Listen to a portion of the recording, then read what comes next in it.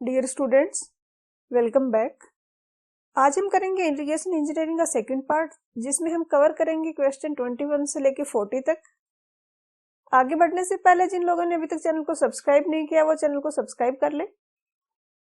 तो स्टार्ट करते हैं। क्वेश्चन 21 में पूछा है कि कहीं पे वाटर टेबल कंपेरेटिवली अगर हाई है तो इरिगेशन कैनाल्स यूजलेस हो जाती हैं। ये क्यों होता है ऐसा? अगर वाटर टेबल हाई है तो कैनाल से इरिगेट कर रहे हैं तो वहां पे वाटर लॉगिंग की सिचुएशन क्रिएट हो जाती है।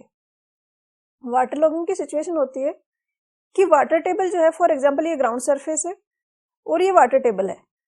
ये वाटर टेबल इतना हाई पहुंच गया है कि ये रूट जोन डेप्थ में आ रहा है। जैसे कि ये रूट जोन डेप्थ है प्लांट्स की और वाटर टेबल है इस रूट जोन डेप्थ के अंदर पहुंच गया है, तो इसके कारण ये वाला पार्ट है ये हमेशा सैचुरेटेड रहेगा और वो प्लांट्स के लिए फेवरेबल कंडीशन नहीं है। तो इसलिए कोशिश की जाती है कि बहुत ज्यादा अमाउंट ऑफ वाटर सप्लाई ना की जाए और वाटर टेबल है वो नीचे ही रहे। तो ऑप्शंस यहाँ पे ए में गिवन है कि large amount of seepage, B में गिवन है कि water logging of the cultivated area. तो अगर कैनाल से कर रहे हैं तो सीपेज के लॉसेस बहुत ज्यादा होंगे कैनाल से और उसके कारण वाटर लॉगिंग की सिचुएशन बनेगी। सी में गिवन है कि वाटर डिमांड अनसर्टेन रहेगी और डी में गिवन है कि स्प्रेड ऑफ मलेरिया। तो ये वाटर लॉगिंग की सिचुएशन जब क्रिएट होती है तो इससे मॉस्किटोज वगैरह जनरेट होते हैं और काफी सारी डिजीज जो मॉस्किटोज के कारण होती हैं वो स्प्रेड होती हैं। तो यहाँ पे सारे ही ऑप्शन करेक्ट हैं, तो आंसर हो जाएगा ऑप्शन ई। नेक्स्ट है क्वेश्चन 22 में पूछा है कि कौन सा स्टेटमेंट यहाँ पे इनकरेक्ट है। स्टेटमेंट है कि सीसीए जो होता है वो तब निकलता है जब हम जीसीए में से लेस कर देते हैं। इन चारों में से कौन सा? मतलब ऐसा है कि चार में से तीन तो ऐसी टर्म्स होंगी जो हम जीसीए से ग्रॉस कमांडेड एरिया से लेस करते हैं कल्चरेबल कमांडेड एरिया कैलकुलेट करने के लिए, बट एक ऐसा ऑप्शन है जो कि हम लेस नहीं करते हैं, तो वो होगा फैलो लैंड। जीसीए से हम जो लेस करते हैं वो फॉरेस्ट एरिया हो सकता है जहां पे हम कल्टीवेशन नहीं कर सकते, एल्कलाइन एरिया हो सकता है जहां पे सोइल फर्टाइल नहीं है, पॉपुलेटेड एरिया हो सकता है, बट फैलो लैंड को हम लेस नहीं करते। फैलो लैंड बेसिकली क्या होती है? कुछ लैंड है जो कि फर्टाइल है बट कुछ स्पेसिफिक रीजंस की वजह से हमने कुछ टाइम के लिए उसको रेस्ट पे छोड़ दिया, अभी हम उसको इरिगेट नहीं कर रहे हैं बट वो कल्चरेबल एरिया है, तो इसको हम लेस नहीं करते हैं, तो आंसर हो जाएगा ऑप्शन डी। नेक्स्ट है क्वेश्चन 23। इसमें पूछा है कि वाटर साइड लाइन है, इसको हम अबंडन कब कर देते हैं कि हम इसके अलोंग अलाइन नहीं करते हैं। पिछले वीडियो में हमने देखा था कि रिज लाइन और वाटर साइड लाइन है, हम कोशिश करते हैं कि कैनाल को उसके अलोंग अलाइन करें। यहाँ पे पूछा है कि ऐसा क्या हो जाता है कि हम उसके अलोंग अलाइन नहीं करते हैं, क्या रीजंस हैं ऐसे? तो इसके रीजंस है कि एक तो वाटर साइड है वो शार्प लूप बना रहा है तो हम कैनाल को उसको अलोंग प्रोवाइड नहीं करेंगे, और कैनाल है वो अगर रिवर से इनटेक ले रही है तो उस केस में हम इसको प्रोवाइड नहीं करेंगे वाटर साइड लाइन को। और टाउन और विलेजेस जो अगर वाटर साइड लाइन के आसपास लोकेटेड है तो उस केस में भी वाटर साइड लाइन के अलोंग हम कैनाल को डिजाइन नहीं करेंगे, क्योंकि उस कैनाल के कारण जो आसपास का पॉपुलेटेड एरिया है वो नेगेटिवली इफेक्ट होगा। तो यहाँ पे आंसर हो जाएगा वो ऑप्शन डी हो जाएगा। कुछ स्टूडेंट को डाउट हो सकता है कि रिवर के अलोंग से टेक ऑफ कर रहे हैं तो ऐसा क्यों नहीं करते हैं, उससे टेक ऑफ क्यों नहीं लिया जाता वाटर। तो बेसिकली जैसे ये है रिज लाइन, ये कोई माउंटेन है तो रिवर बीच से जा रही होगी तो फिर आप उधर से कैनाल को नहीं ले जा सकते, क्योंकि फिर आप इतनी हाइट से कैनाल को नहीं ले जा सकते, आपको नीचे कहीं से कैनाल को पास करवाना पड़ेगा, अदरवाइज ग्रेविटेशनल फ्लो के कारण कैनाल में वाटर नहीं पहुंच पाएगा। नेक्स्ट है क्वेश्चन 24। क्वेश्चन 24 में पूछा है कि नीचे दिए गए स्टेटमेंट में से कौन सा स्टेटमेंट करेक्ट है।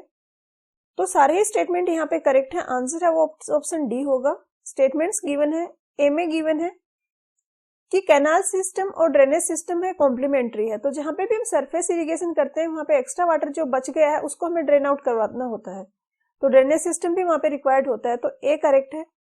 बी में गिवन है कि कैनाल जो है वो रिजेस पे थ्रू रन करती है और वो स्मॉलर चैनल्स में स्प्रेड हो जाती है ऑन द लैंड, जैसे कि इधर रिज से फ्लो हो रही है तो फिर हम इसको स्मॉल चैनल्स में इस डायरेक्शन में फ्लो करवा सकते हैं। तो बी भी करेक्ट है। सी में गिवन है कि ड्रेनेज सिस्टम है वो रन करता है along the lowest line. Canal जाती है रिज लाइन से जो कि हाईएस्ट लाइन है।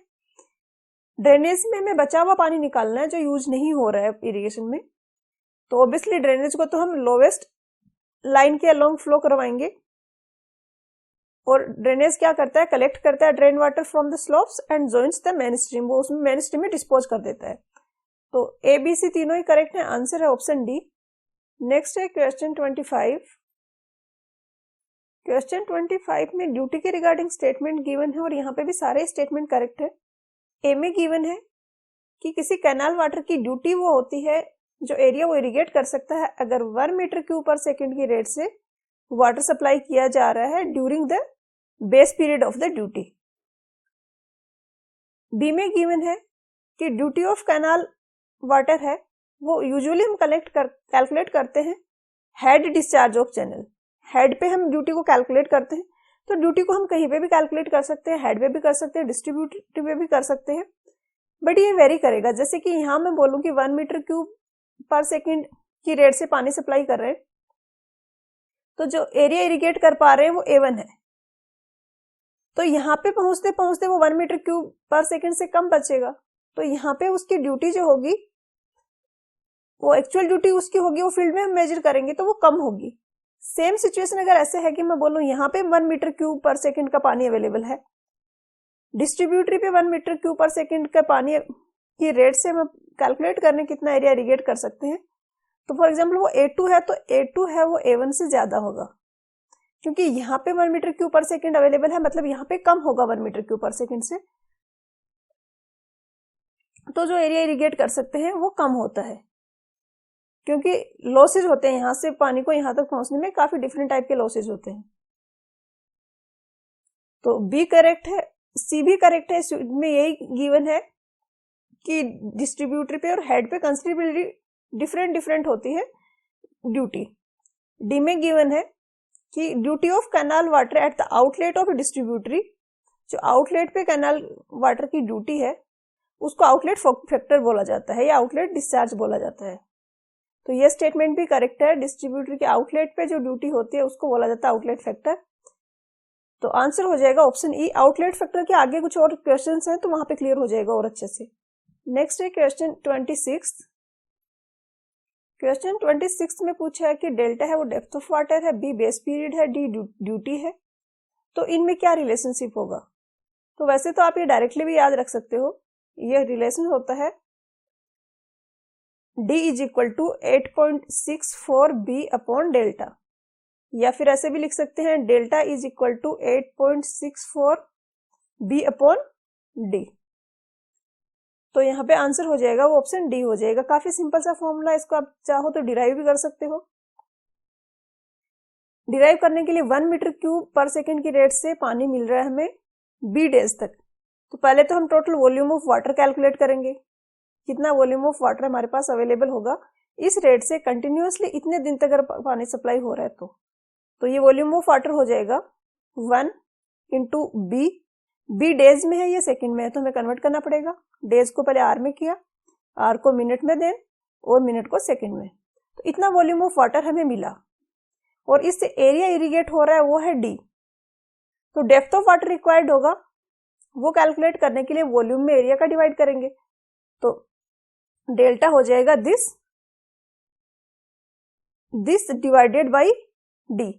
बट अगेन डी जो है वो हेक्टेयर्स में होता है, तो हमें इसको कन्वर्ट करना पड़ेगा ऐसा यूनिट में, तो हम 10⁻⁴ से मल्टीप्लाई करेंगे और इसको जब आप सोल्व करोगे तो ये इक्वेशन आ जाएगी, delta is equal to this. Next है क्वेश्चन 27। इसमें पूछा है, क्वेश्चन 27 में पूछा है कि जो वीट की क्रॉप है उसके लिए optimum depth of core watering है वो क्या होगा नॉर्थ इंडियन प्लेन्स के लिए। तो इस क्वेश्चन में कुछ मिस्टेक है, इसने पूछा तो वीट के लिए है बट आंसर दिया वो 13.5 सेंटीमीटर दिया है जो कि शुगर केन के लिए होता है, और ये टेबल है जिसमें डिफरेंट क्रॉप्स के लिए कोर डेप्थ यहाँ पे गिवन है।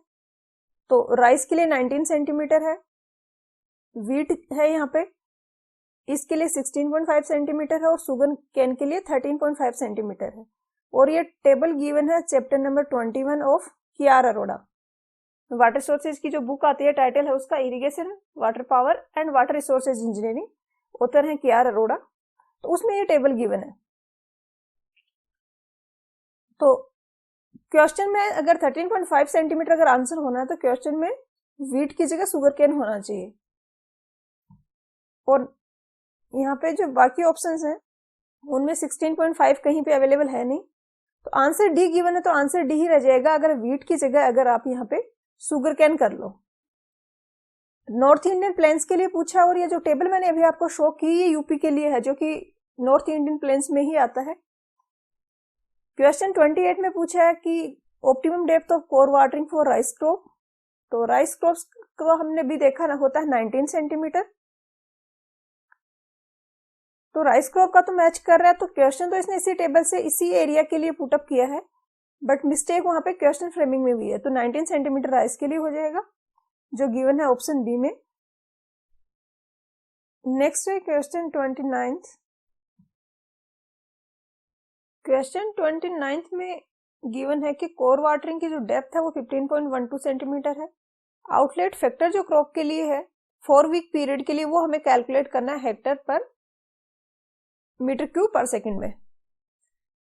तो इन क्वेश्चंस में जो भी कोर डेप्थ ऑफ वाटर से रिलेटेड है, यहाँ पे वो सेम फॉर्मूला जो हमने ड्यूटी के लिए डिराइव किया था वो अप्लीकेबल होता है, बट इसका रीजन आपको पता होना चाहिए। इसके लिए आपको कोर वाटरिंग क्या है ये पता होना चाहिए। बेसिकली जब प्लांट्स की क्रॉप, जो प्लांट्स की वाटर रिक्वायरमेंट है उसकी बात करें, तो प्लांट्स की वाटर रिक्वायरमेंट वेरी करती है।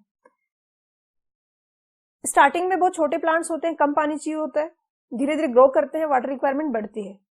इस पूरे उनके बेस पीरियड में कुछ टाइम पीरियड ऐसा होता है जो कि फ्लोरिंग वाली सीजन होती है उसके आसपास होता है। उस टाइम पीरियड में बहुत ज्यादा अमाउंट ऑफ वाटर चाहिए होता है, मैक्सिमम वाटर इसी टाइम में चाहिए होता है, तो इसको बोला जाता है कोर वाटरिंग। अब ये इंपॉर्टेंट क्यों है? हमने तो टोटल वाटर जितना रिक्वायर्ड था वो तो अलोकेट कर दिया, अब कभी कितना ज्यादा चाहिए कम चाहिए उससे हमें क्यों फर्क पड़ रहा है?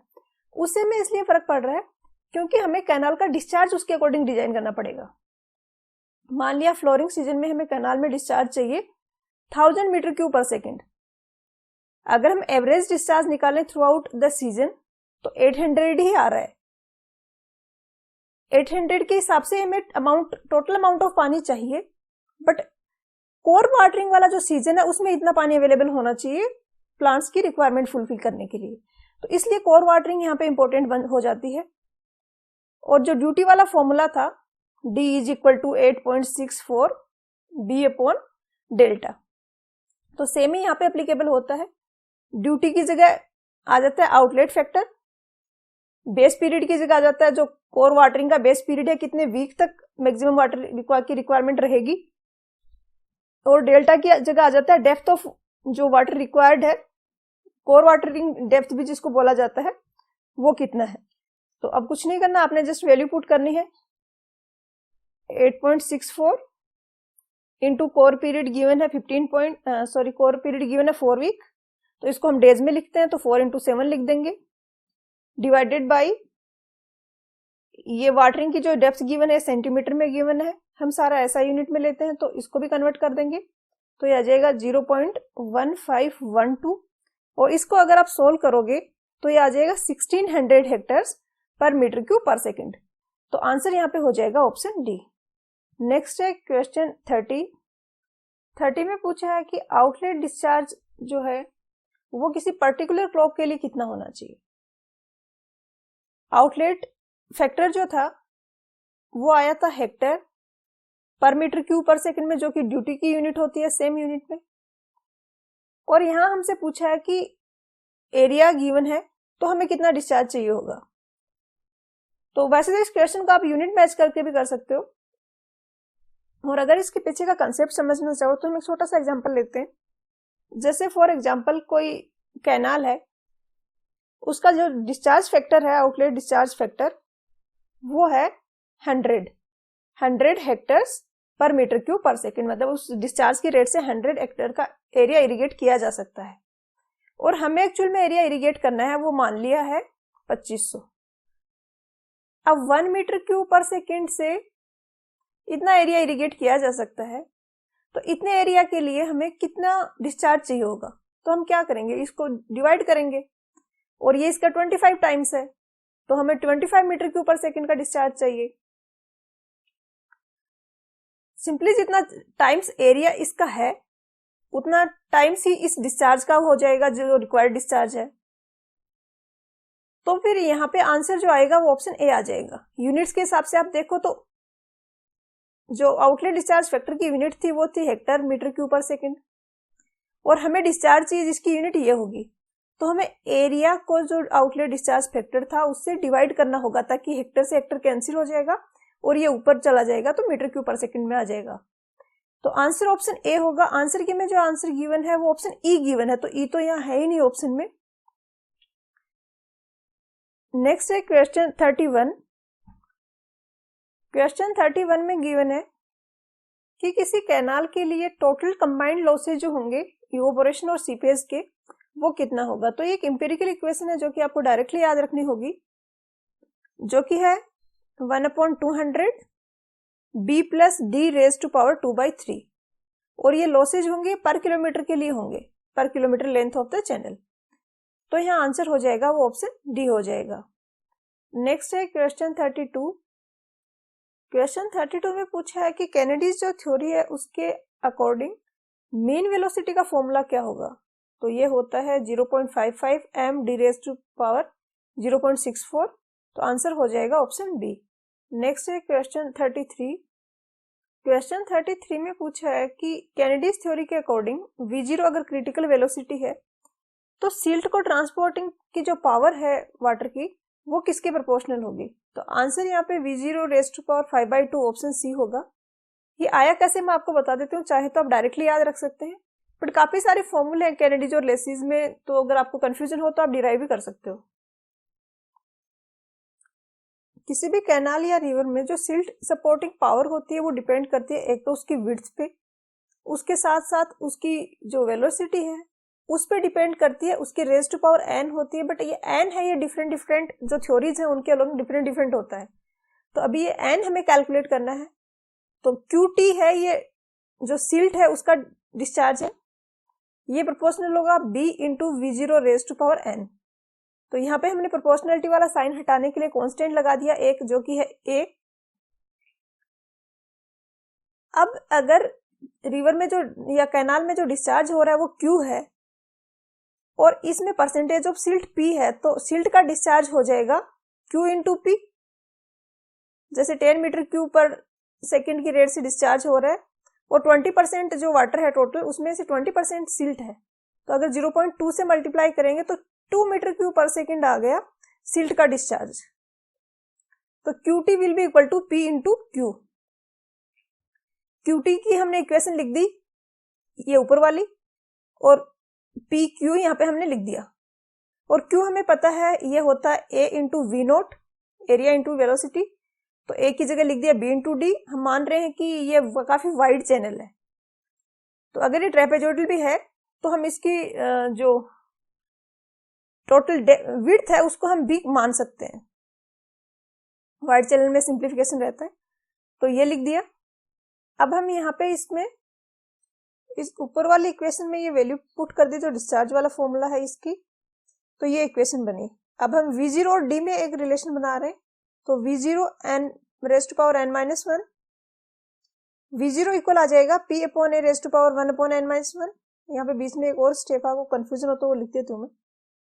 अगर v नोट को हम सारा इधर लेके जाएंगे तो ये आ जाएगा v naught n upon v naught, तो ये आ जाएगा v naught raise to power n minus 1। तो दोनों साइड हमने इसकी 1 अपॉन n माइनस 1 पावर लगा दी यहाँ पे, तो ये तो v नोट बन गया और इधर ये आ गया। अब यहाँ पे v नोट प्रोपोर्शनल है d raise to power 1 upon n minus 1 के, और हमें ये पता है कि कैनेडीज थ्योरी के अकॉर्डिंग वेलोसिटी की ये इक्वेशन होती है। तो d की जो पावर है 1 अपॉन n माइनस 1 और 0.64, इनको हम कंपेयर करके कैलकुलेट कर सकते हैं n की वैल्यू, जैसे कि 1 upon n minus 1 is equal to 0.64। तो यहां से अगर आप n की वैल्यू कैलकुलेट करोगे तो वो आएगी 2.56। 2.56 को हम राउंड ऑफ करके 2.5 लिख सकते हैं, जो कि होता है 5/2 के इक्वल। तो इसलिए आंसर है वो ऑप्शन सी होगा। ज्यादा टफ नहीं है, एक दो बार प्रैक्टिस करोगे तो आप एग्जाम में फटाफट सोल्व भी कर सकते हो। नेक्स्ट है क्वेश्चन 34 में पूछा है कि कैनेडीज थ्योरी के अकॉर्डिंग यूनिक डिजाइन के लिए हमें क्या रिक्वायर्ड होता है। तो हमें ब्रेड्थ और डेप्थ का रेशियो अगर पता है तो हम बाकी सारी चीजें कैलकुलेट कर सकते हैं, क्योंकि एक तो हमारे पास ये फॉर्मूला है और एक हमारे पास ये फॉर्मूला है। अब अगर b/d का रेशियो पता है तो b को हम d की फॉर्म में लिख सकते हैं, b = xd हो जाएगा। अब हमारे पास दो इक्वेशन बनी, ये वाली और ये वाली, तो इनमें d ही अननोन है, तो इस इक्वेशन में v0 की जो वैल्यू आ रही है वो d की फॉर्म में लिख देंगे, तो q और d के बीच में एक इक्वेशन बन जाएगी जिससे कि हम d कैलकुलेट कर सकते हैं। तो यहाँ आंसर हो जाएगा ऑप्शन सी। नेक्स्ट है क्वेश्चन 35। क्वेश्चन 35 में पूछा है कि कैनेडीज थ्योरी के अकॉर्डिंग कैनाल डिजाइन जब हम करते हैं तो कौन कौन सी इक्वेशन हम यूज करते हैं। तो Q = AV ये इक्वेशन भी हम यूज करते हैं, यहाँ पे y नहीं v होगा, तो A करेक्ट है। B में कटर्स फॉर्मूला जो वेलोसिटी का है वो गिवन है, तो ये भी यूज करते हैं हम कैनेडीज थ्योरी में, तो B भी करेक्ट होगा। इसके बाद C में गिवन है कैनेडीज की इक्वेशन, बट इसमें एक मिस्टेक है, ये होता है d⁻⁴, तो ये 4.64 नहीं होगा, ये आपको करेक्ट करना है। तो उसके बाद C भी करेक्ट होगा, तो चारों ही करेक्ट, तीनों ऑप्शन ही करेक्ट हैं, तो आंसर होगा वो ऑप्शन डी होगा, all of the above. Next है क्वेश्चन 36। क्वेश्चन 36 में पूछा है कि रिजाइम की कंडीशंस किसी चैनल में कब अकर हो सकती है। तो रिजाइम की कंडीशंस है वो काइंड ऑफ स्टेबिलिटी की कंडीशंस है, जैसे कि कोई एलुवियम है जिससे वाटर फ्लो हो रहा है, कैनाल है उसमें, तो वो इरोडेबल है। अगर वाटर फ्लो हो रहा है, उसकी वेलोसिटी ज्यादा होगी तो इरोजन होगा, अगर वेलोसिटी कम हो जाएगी तो ऑलरेडी वो सिल्ट तो कैरी कर रहा है, तो वो सिल्ट कैरी कर रहा है, वो डिपॉजिट होने लग जाएगा। तो दो सिचुएशन बनती हैं। अब अगर कोई इक्विलिब्रियम की एक ऐसी सिचुएशन आ गई है कि कैनाल में ना तो सिल्ट इंक्रीज हो रहा है ना ही डिक्रीज हो रहा है, ना उसमें इरोजन हो रहा है, ना उसकी डेप्थ चेंज हो रही है, ना उसकी विड्थ वगैरह स्लोप वगैरह कुछ भी चेंज नहीं हो रहा, सारा का सारा स्टेबिलिटी की कंडीशन बन गई है, सारा का सारा सेम है, स्लोप, डिस्चार्ज, डेप्थ, विड्थ सब कुछ, तो उसको बोला जाता है रिजाइम कंडीशन। और ये डिफाइन की थी लेसिस ने। तो ए में गिवन है कि तब बनती है रिजाइम कंडीशन जब डिस्चार्ज कांस्टेंट है। बी में गिवन है कि चैनल फ्लो हो रहा है इनकोरेंट एलुवियम में। तो इनकोरेंट मतलब सेम टाइप का ही एलुवियम है, जो सिल्ट वो कैरी कर रहा है उसी टाइप का नीचे उसका जो ग्राउंड है, बेस है कैनाल का, वो है। सी में गिवन है कि सिल्ट ग्रेड और सिल्ट चार्ज है वो कांस्टेंट है। सिल्ट ग्रेड से यहाँ पे इसका मतलब है कि जो सिल्ट पार्टिकल्स है उनका साइज, और सिल्ट चार्ज से इसका सिग्निफिकेंस है कि कितना अमाउंट ऑफ सिल्ट है वो। तो दोनों ही कांस्टेंट होंगे जब रिजाइम कंडीशंस होंगी, तो सी भी करेक्ट है, आंसर हो जाएगा ऑप्शन डी। क्वेश्चन 37 में पूछा है कि लेसिस रिजाइम कंडीशन है वो हम कब ऑब्टेन कर सकते हैं। ऑप्शन ए में गिवन है कि सिल्ट ग्रेड जो चैनल में है वो वेरिएबल है, तो वेरिएबल तो नहीं, ये कांस्टेंट होना चाहिए। डिस्चार्ज वेरिएबल है, ये भी वेरिएबल नहीं, कांस्टेंट होना चाहिए, तो रिजाइम कंडीशंस बनेंगी। सी में गिवन है कि सिल्ट चार्ज इज वेरिएबल, तो ये तीनों ऑप्शन गलत हो गए। डी में गिवन है कि channel flows in unlimited incoherent alluvium of the same character as the transported material. तो सिल्ट उसमें है और जो यहाँ पे टाइप ऑफ सोइल है वो दोनों सेम है, तो आंसर यहाँ पे ऑप्शन डी होगा। नेक्स्ट है क्वेश्चन 38। क्वेश्चन 38 में पूछा है कि V और R है, ये रिजाइम मीन वेलोसिटी और हार्डलिक मीन डेप्थ है रिस्पेक्टिवली, तो लेसिस सिल्ट फैक्टर क्या होगा। तो लेसिस ने एक फॉर्मूला दिया था वेलोसिटी का जो इक्वल होता है V = 2/5 V है ये FR का रूट, तो ये फॉर्मूला आपने याद रखना है। इससे आप निकाल सकते हो F इक्वल आ जाएगा 5/2 V²/R। तो यहाँ पे आंसर जो होगा वो ऑप्शन सी हो जाएगा। नेक्स्ट है क्वेश्चन 39। इसमें पूछा है कि एवरेज पार्टिकल साइज सिल्ट का अगर mm में है तो लेसिस सिल्ट फैक्टर mm में जो साइज है वो m है, तो सिल्ट फैक्टर वो किसके प्रोपोर्शनल होगा। तो सिल्ट फैक्टर का फॉर्मूला होता है 1.76 रूट एम। एम यहाँ पे साइज है mm में, तो m रेज टू पावर 1/2 के प्रोपोर्शनल है, तो आंसर हो जाएगा ऑप्शन सी। नेक्स्ट है लास्ट क्वेश्चन 40। क्वेश्चन 40 में पूछा है कि लेसिस रिजाइम वेलोसिटी है वो किसके प्रोपोर्शनल है। तो लेसिस के 4 तो बेसिक इक्वेशन है और 4 डिराइव्ड इक्वेशन है। तो बेसिक इक्वेशन है वो ये है, इनमें से ये 2 तो हम पिछले क्वेश्चंस में देख चुके हैं। ये इक्वेशन वेलोसिटी की जो है वो ये है 10.8, ये कांस्टेंट है, r raise to power 2/3 s raise to power 1/3। तो आंसर में r raise to power 2/3 s raise to power 1/3 होना चाहिए, बट ऐसा कोई भी ऑप्शन नहीं है। और आंसर की में जो आंसर गिवन है वो ऑप्शन सी गिवन है। तो फिर यहाँ पे आपको करेक्शन करना पड़ेगा, r रेज टू पावर 3/4 की जगह 2/3 करना पड़ेगा, तो ऑप्शन सी है वो करेक्ट होगा। और काफी सारे स्टूडेंट्स की रिक्वायरमेंट रहती है कि मैम हमें करेक्टेड आंसर की प्रोवाइड करवा दो। तो प्रॉब्लम ये है कि करेक्टेड आंसर की प्रोवाइड करना यहाँ सफिशिएंट नहीं होगा, क्योंकि काफी जगह क्वेश्चंस में भी और ऑप्शंस में भी करेक्शन करने पड़ रहे हैं। तो अगर सिर्फ मैंने आपको आंसर की प्रोवाइड की, मैंने उसमें ऑप्शन सी ही आंसर रखा, तो फिर आपको कंफ्यूजन हो जाएगा, सिर्फ आप आंसर की कोई फॉलो कर रहे हैं। तो आप या तो वीडियो देखो, या फिर मैं कोशिश करूंगी कि ये करेक्शंस जो क्वेश्चंस में हमें बुक में कर लूं, और बाद में अगर टाइम मिला तो इसकी एक स्कैन कॉपी आपको सब्जेक्ट वाइज प्रोवाइड करवा दूं। तो आज के लेक्चर वीडियो में इतना ही।